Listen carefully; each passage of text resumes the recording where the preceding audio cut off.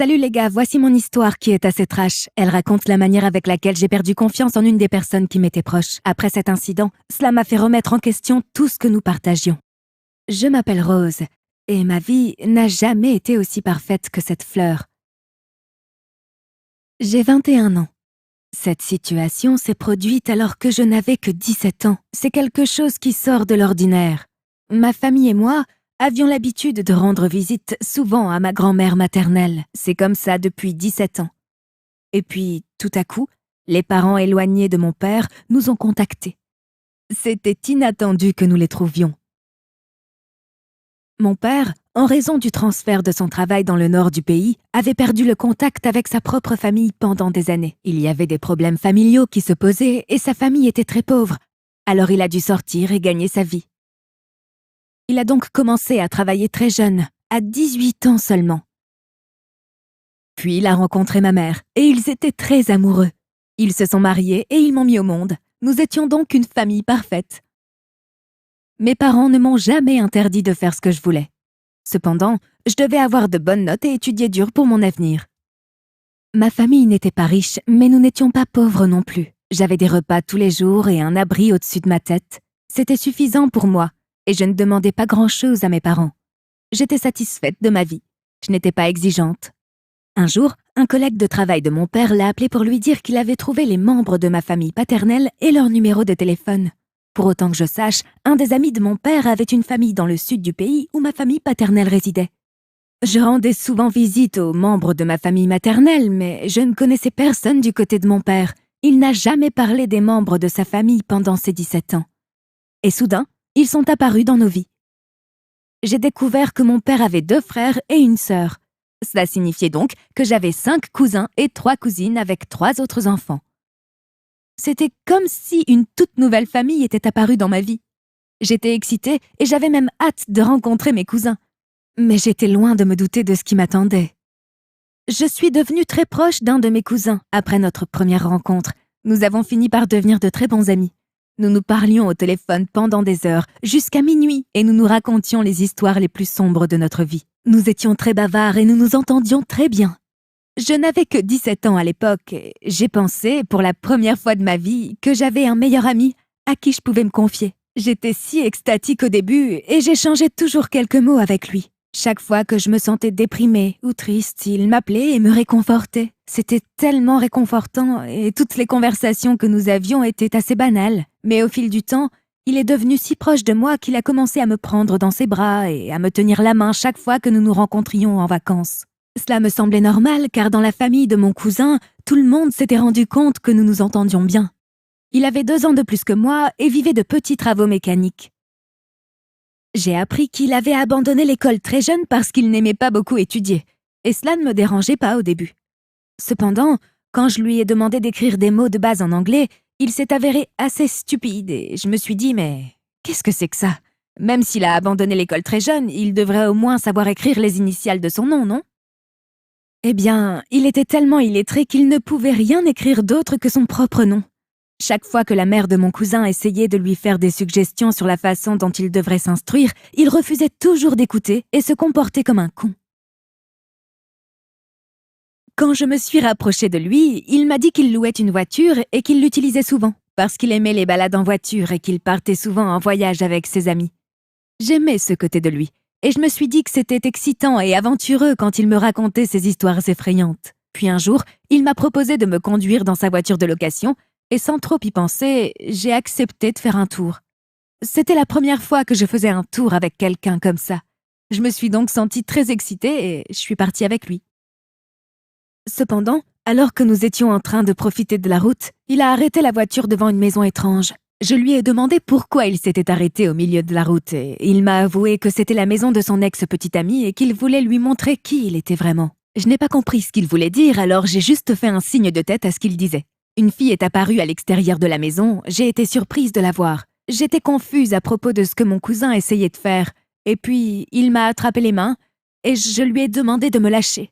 Cela devenait très gênant. Il m'a dit de rester calme et de faire ce qu'il disait. Alors je me suis assise en silence. Il me tenait les mains si serrées que son ex pensait que c'était sa nouvelle petite amie, et c'était si dévastateur pour moi de savoir tout cela. Plus tard, cette fille s'est énervée face à cette attitude agaçante et a commencé à appeler son frère. Mon cousin est parti sans même se retourner. Lorsque nous sommes arrivés à la maison, je l'ai affronté. Il m'a dit de ne pas trop m'inquiéter. Il le faisait juste pour faire comprendre à son ex-petite amie qu'il était toujours digne et que même si elle n'était pas prête à l'aimer, il y avait des filles dans le monde qui l'aimaient. J'ai dit que ce qu'il faisait était mal et qu'il ne devait blesser personne comme ça, parce que finalement, il l'avait aimée cette fille. Puis il a dit que tout cela était fini maintenant. Il a également mentionné qu'il ne l'aimait plus comme avant, depuis qu'elle l'avait largué parce que son frère était contre leur relation. J'ai compris ses raisons et finalement je me suis dit que ça n'était pas mes affaires. Mais avec le temps, j'ai remarqué quelque chose d'étrange dans son comportement. Il était proche de moi, comme je l'ai dit plus tôt. Un jour, alors qu'il n'y avait personne à la maison, il en a profité pour me surprendre d'un coup et il m'a de nouveau saisi les mains. Je pensais qu'il jouait à action ou vérité. Mais cette fois, l'expression de son visage m'a semblé un peu différente. C'était comme s'il était très sérieux. Je lui ai demandé ce qui n'allait pas et il n'a rien dit pendant un instant.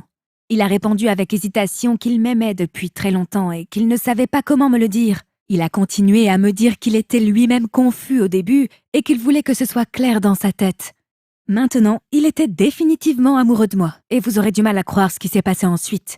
Quand j'ai essayé de répondre, rien n'est sorti. Sans me demander mon avis, il m'a poussé de force à ses côtés et m'a embrassée.